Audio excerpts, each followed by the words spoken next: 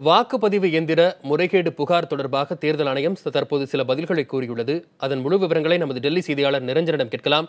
நிரஞ்சன், தேர்தல் ஆணையம் என்னென்ன விஷயங்கள் எல்லாம் குறிப்பிட்டிருக்கிறது? வசந்த், இன்றைய தினம் இந்த எலக்ட்ரானிக் ஓட்டர் மிஷின் என்று சொல்லப்படக்கூடிய இந்த மின்னணு வாக்குப்பதிவு இயந்திரத்தின் நம்பகத்தன்மை குறித்து 2 மணி நேரத்திற்கும் மேலாக இந்திய தலைமை தேர்தல் ஆணையத்தின் தலைமை தேர்தல் ஆணையராக இருக்கக்கூடிய நசீம் சைதி டெல்லியில் இருக்கக்கூடிய விக்யான் பவனில் வைத்து அரசியல் கட்சி தலைவர்களுக்கும் அரசியல் கட்சிகளுக்கும் பொதுமக்களுக்கும் ஒரு செய்முறை விளக்கத்தினை இன்றைய தினம் கொடுத்திருக்கின்றார். அதன் அடிப்படையில் இந்த எலக்ட்ரானிக் ஓட்டர் மிஷின் என்பது 100க்கு 100 பாதுகாப்பானது, அதில் எந்த விதமான முறைகேடுகளிலும் மேற்கொள்ள முடியாது என்பதனை மிக திட்டவட்டமாக இந்திய தலைமை தேர்தல் ஆணையம் கூறியிருக்கின்றார்கள். அது மட்டும் இல்லாமல் இந்த புகாரானது தொடர்ந்து பரவலாக முன்வைக்க வந்தாலும் கூட தற்பொழுது நடந்து முடிந்த 5 மாநில சட்டப்பேரவை தேர்தல்களில் பெரிய அளவில் பாரதிய ஜனதா கட்சி வெற்றி பெற்றதை தொடர்ந்து இந்த புகாரானது தொடர்ந்து பரவலாக ஒரு அழுத்தமான ஒரு விஷயமாகவே முன்வைக்கப்பட்டு வந்தது.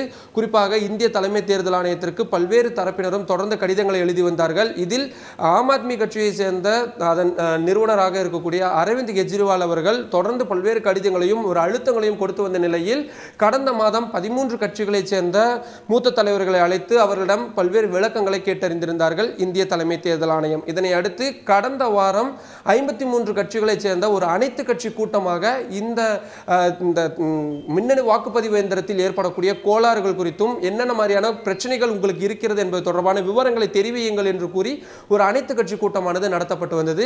இதில் தான் இந்த விவி பேட் என்று சொல்லப்படக்கூடிய ஒப்புகை வாக்குச்சீட்டு இயந்திரம் பயன்படுத்தப்படும் என்ற ஒரு விஷயத்தை கூறியிருக்கின்றார்கள். அதனை உறுதிபட தெரிவித்திருக்கின்றார்கள். அதாவது ஒரு மின்னணு வாக்குப்பதிவு இயந்திரத்துடன் இணைத்து ஒரு ஒப்புகை வாக்குச்சீட்டு இயந்திரமானது இணைத்து செயல்படுத்தப்படும்.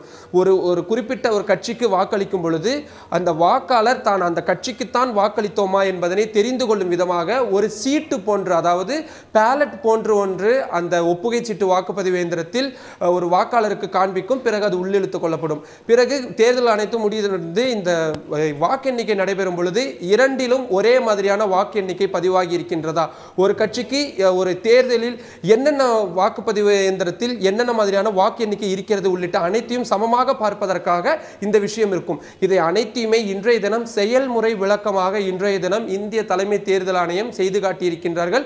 வருகின்ற ஜூன் 3ஆம் தேதிக்கு பிறகு அரசியல் கட்சிகள் இதில் ஏதேனும் ஒரு குறைபாடுகள் இருந்தால் நீங்கள் நேரில் வந்து எங்களுக்கு நிரூபித்து காட்டலாம் என்ற ஒரு சவாலையும் இன்றைய தினம் முன்வைத்திருக்கின்றார்கள். இதன் மூலம் இந்த விளக்கத்தின் மூலமாக இதுவரை இருந்த பிரச்சனைகள் அனைத்தும் தீர்ந்திருப்பதாகவும் ஒரு விளக்கத்தை கொடுத்திருக்கின்றார்கள். இனி அரசியல் கட்சிகள் தான் இதில் இருக்கக்கூடிய குறைபாடுகளை கண்டுபிடித்து கூற வேண்டும். இதுதான் தற்பொழுது நடந்து வரக்கூடிய விஷயமாக இருக்கிறது. வசந்த், தகவல்கள் வழங்கியமைக்கு நன்றி நிரஞ்சன்.